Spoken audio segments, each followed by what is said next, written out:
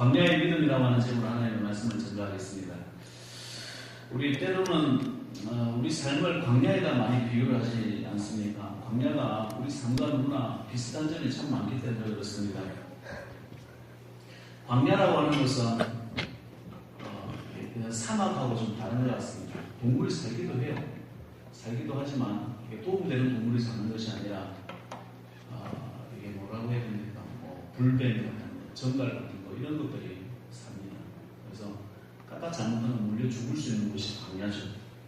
또 광야는 굉장히 척박한 땅입니다. 농사를 지을 수 있는 곳이 아닙니다. 물이 이렇게 자주 있는 곳이 아니고 먹을 것을 찾을 수 있는 곳이 아닌 곳이 광야입니다. 온갖 위험들이 있고 온갖 또 위험천만한 짐승들이 돌아다니는 불뱀과 신명기 8장 15절에는 불뱀과 정갈들이 우글거리는 곳. 또 심지어 모세는요, 우리 읽었던 19절 말씀 뒤로 가보면 크고 무서운 곳이다 이렇게도 표현을 하고 있습니다. 그러니까 이 광야라고 하는 것은 만만히 볼 수 있는 장소가 아니었다라고 하는 겁니다. 사실은 광야만 그런 게 아니라는 것이에요. 우리의 인생의 삶도요, 이렇게 되돌아보면 죽을 뻔한 고비를 안 넘긴 사람이 어디 있어요? 그죠? 아픔이 있고 슬픔이 있고 다 말을 못해서 그렇지 가슴에 묻어둔 아픔들이 다 있더라라고 하는 것이에요. 부부간에도 마찬가지고 가족간에도 마찬가지입니다. 늘 들짐승을 만날 수밖에 없는 곳이 광야 인생이더라라고 하는 사고도 있을 수 있고 질병도 있을 수 있고 예상치 못한 어려움들, 믿고 맡겼던 돈들이 그냥 날아가기도 하고 그런 곳이 또 심지어 악이든 선이든 그런 의도로 접근한 사람들도 있더라라고 하는 거예요. 그런 걸 우리가 어떻게 보면 들짐승에도 비유할 수 있겠죠. 사고나 질병을 만나면 삶이 완전히 뒤바뀐 것을 보게 됩니다. 여러분 참 가슴 아픈 그런 이야기죠. 제 어릴 적에 참 좋아하는 장모님 가정이 있었어요. 그 가정이 IMF 때 참 사랑하는 후배한테 돈을 빌려줬다가 IMF 때 살아남는 기업이 그렇게 많지는 않잖아요. 도산하게 됩니다.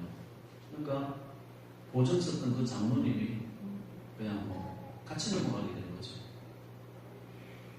얼마나 슬펐겠어요. 얼마나 아팠겠어요. 말도 못하지. 알려주고 기도원에서 기도하시다가 돌아가셨어요. 너무 슬픔에. 그러다 보니까 그 가족들은 또 어떻게 됐겠어요? 그 인생의 모습들이요, 이루 말할 수 없는 고통 가운데 있게 되더라고요. 그래서 우리는 인생의 광야를 만날 때 우리 힘으로 안 되는 것이 너무나 많이 있거든요. 그런 광야와 어려움과 아픔을 만났을 때 불평불만 원망하지 아니하고 주여 감사합니다. 어떻게 감사할 수 있어요? 그 다음에 가나안 땅이 있거든요. 그 다음 넘어가면 축복의 땅이 있거든요. 그 다음에 하나님께서 기름 부음이 있을 거거든요. 그걸 바라보면서 그 광야를 반드시 하나님께서는 지나게 하시다. 그 아픔을 지나게 하시다. 그 목마름을 지나게 하시다. 지나야 되더라고요. 그래서 전적으로 하나님의 은혜를 의지하면서 살아가는 것이 이 인생의 광야고, 또 이스라엘 백성들이 아무것도 없는 광야 40년 동안 살아가야 했던 그곳이 바로 또 기적에 또 체험할 수 있는 그런 광야 아니겠어요? 어떻게 먹을 것이 없는 곳에서 어떻게 먹고 살아남았어요? 어떻게 물이 없는 곳에서 어떻게 물을 먹고 살아남았어요?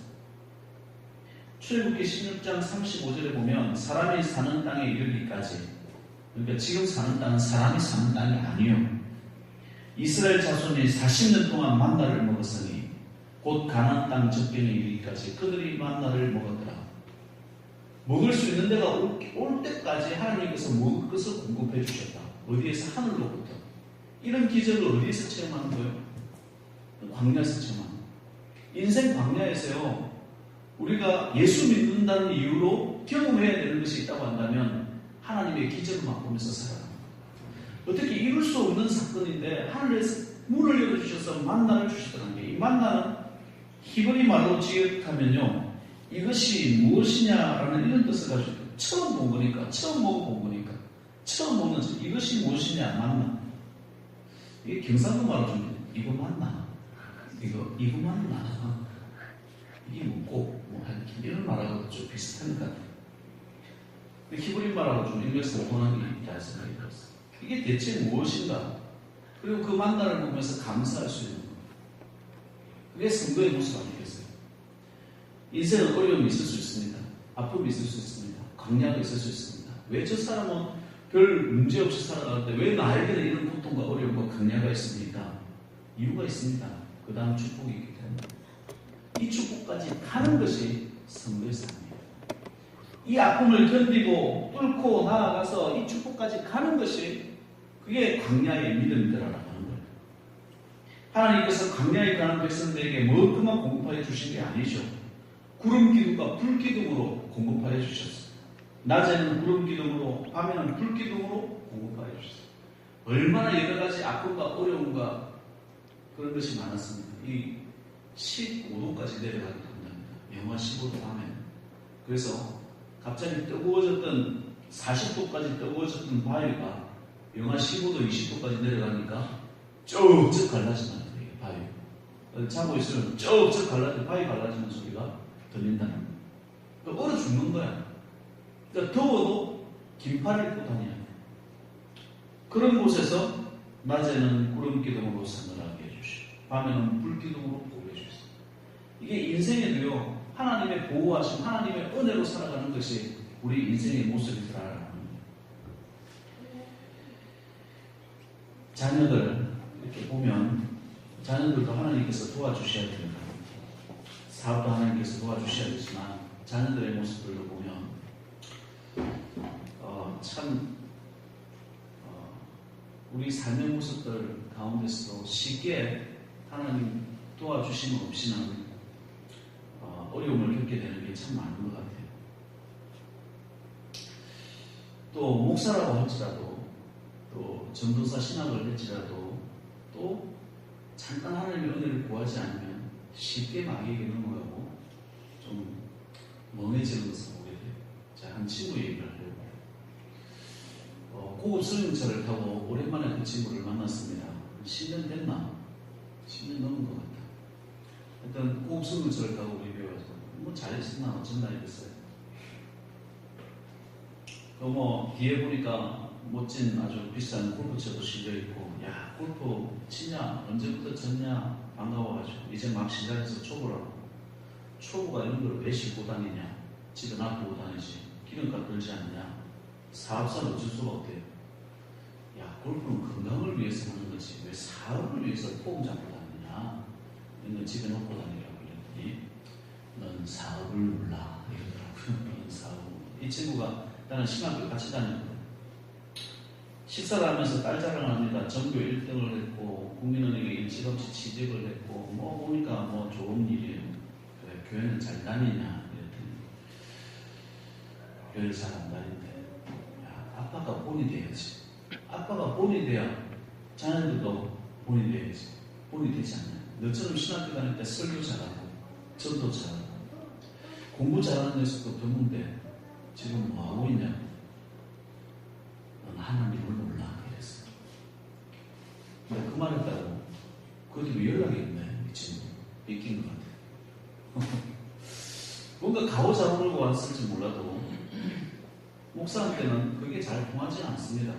왜? 목사의 눈에는 얼만큼 하나님을 사랑하는가, 얼만큼 하나님께 예배드리는가, 그게 내 눈에 들어오지. 고급 수용차, 고급 골프백이 내 눈에 들어오셨기 때문에 그렇습니다. 우리가 경영하는 사업, 우리가 자녀들을 교육시킬 때도 마찬가지고 하나님께서 생각하시는 것, 하나님께서 관심 가지시는 것에 몰두할 수 있는 성도 되면 좋겠습니다. 하나님께서 도와주셔야 되는 거예요. 건강도 마찬가지고 지혜도 마찬가지고 능력도 다 하나님께서 주셨어요. 그럼 그 모든 것으로 하나님을 찬양하고 하나님께 감사할 수 있는 그것이 성도의 모습 아니겠어요? 아무리 신학교를 나오고 아무리 그때 당시에 설교를 잘하고 공부를 잘했다고 하더라도 지금 현재 하나님을 모르는 것처럼 살아가는 그 인생의 모습을 불쌍하게 짧게 없는 거예요. 목사가 당연히 친구지만 너 하나님을 몰라. 너 하나님께 대해서 잘해야 돼. 이런 축복을 왜 하나님께서 너에게 주셨는가 다시 한번 생각해봐. 당연한 말 아니에요. 친구지간이니까 삐지는 거예요. 친구지간이니까 삐지는 거예요. 하나님의 말씀이라 할지라도. 우리의 건강도 마찬가지입니다. 하나님의 전이라고 했잖아요. 우리 몸을 잘 관리하라는 이야기예요. 잘 돌보라고 명령하시는 거예요. 우리들은 우리의 건강을 위해서 노력합니다. 또 이런 노력이 또 반드시 필요로 합니다. 그러나 노력해도 안 될 때가 있어요. 그럴 때 하나님께서 도와주셔야 되지 않나요? 은혜주셔야 되지 않나요? 함부로 굴리는 것도요, 하나님께 대한 죄를 짓는 거예요. 건강하시기 바랍니다. 내 성도의 모습, 내 그리스도가 거하는 몸이기 때문에 거룩하게 깨끗하게 거하는 것, 그리고 내 힘으로 안 되는 것에 대해서 하나님께 기도하는 겁니다. 하나님 도와주시라고. 아픕니다. 요즘에 제가 간증 하나 한다면, 저는 왜 약간 유전적인 것 같기도 해요. 위장병이 많이 있었어요. 몇 달씩 먹어도 안 났었죠. 근데 이 가족교회 부임하고 위장병이 났었어요. 어느 날 집사님 댁에 갔는데 차 한 잔 먹고 가래요. 새벽에. 근데 뭘 주시냐면 걸쭉한, 소위 말하는 다방커피를 주시는 거예요. 저거 먹으면 속이 뒤집어 있습니다. 오늘 하루 동안 죽었다. 근데 언제 얼마 안 됐어. 못 먹겠다는 말을 못하겠네. 정성도 차려봤는데 그걸 맛있게 먹었어요. 그러면 오늘 하루 동안 죽어야 되는데 이게 괜찮은 거예요. 희한하다. 왜 위장이 있을까? 그럼 병원을 가서 이렇게 내시경을 해보니, 근데 수년간 만성 위염으로 약을 먹어도 안 났던 그게 났었는 거예요. 희한하죠. 왜 났었죠? 가래비가 물이 좋나? 가래비가 공기가 좋나? 목사는 그런 말하는 게 아니고 주님의 은혜입니다. 성도는 주님의 은혜. 최근에도 여기에 좀 그런 게 생겼어요. 그래서 약을 먹어도 하는데 새벽마다 제가 안수를 하는 거예요. 주여 낫게 하여 주시옵소서. 주여 낫게 하여 주시옵소서. 이렇게 했더니 정말 좋아하시는 거예요. 목사님 저도 깜빡깜빡 잊고 지낼 때가 있다는 거예요. 왜냐하면 약으로 해서 안 되면, 병원 다녀서 안 되면 주님 앞에 감사하는 거예요. 주여 낫게 해달라고. 그리고 아픈데 손을 놓고 주여 낫게 해주십시오. 안 됩니다. 관절염 주여 안 됩니다. 주님 낫게 해달라고 기도하십시오. 왜? 우리 하나님 믿는 기적으로 살아가야 되는 광야 인생이기 때문에 그렇습니다. 성도는 축복을 받아야 됩니다. 복 많이 받으시기 바랍니다. 아멘. 많이 받으셔야 돼요. 근데 하나님께서 축복받게 하실 때는요, 반드시 이 광야를 지나가게 하시야 됩니다. 광야에서 뭘 배우게 하시는 줄 아세요? 예배를 배우게 하는 겁니다. 왕의 자녀들을 우리는 뭐라고 그러죠? 왕자예요. 공주예요. 그죠? 왕자, 공주를 거지처럼 키우는 왕을 보셨나요? 절대 그렇게 키우지 않습니다. 독수리를 달리기 잘하게끔 키우는 독수리를 보셨나요? 아니죠. 절대 그렇게 키우지 않습니다. 데리고 올라가서 하늘에서 그냥 떨어뜨려버릴 거예요. 바위 위에 부딪힐 때쯤에 잡아서 다시 띄워서 내리는 거예요. 그러면 이게 날기 시작합니다. 섣불지만, 아프지만, 근육이 새롭게 힘을 얻고 피를 뿜으면서 그 독수리답게 날 수 있도록 만듭니다. 왕자와 공주도 마찬가지예요. 거지처럼 다리 밑에서 키우지 않습니다. 때리기도 하고 혼내기도 하면서 왕의 국도를 배우게 하는 거예요. 하나님의 백성으로서 왕중의 왕이신 여호와 아버지 하나님의 자녀로서 이 땅 살아가게 만들 때 어떻게 살아야 하는지를 40년 동안 이스라엘 백성들에게 가르쳐 주는 겁니다. 오늘날 말을 하면 제사를 어떻게 드려야 되는지, 예물을 어떻게 드려야 되는지, 그리고 전쟁은, 싸움을 어떻게 해야 되는지, 왜, 무엇 때문에 그것을 배우게 하죠? 그 다음 가나안 땅이기 때문에. 가나안의 축복, 영적으로는 천국이기도 하지만 이 땅에서 살아가야 될 성도들의 축복을 받기 위해서 그 싸움이 어디서부터 시작되냐면요, 바로 주일 성수 예배로부터 배워서 간다는 겁니다. 그걸 가르쳐 주시는 것이 광야 40년 동안의 믿음의 행보였다. 가나안의 젖과 꿀이 흐르는 땅을요, 선물로 주셨을 때는요, 여러분 땅을 얼마나 가지고 계시는지 몰라도 이 젖과 꿀이 흐르는 땅은 지금 보배입니다. 돈으로 환산할 수 없는 부예요. 금이 나오고 은이 나오고 구리가 나온다고 했어요. 그런 땅을 얻은 거예요. 그런 땅. 여러분도 그런 땅을 얻으시기 바랍니다. 왜 성도님 그런 축복을 받으셔야 돼요.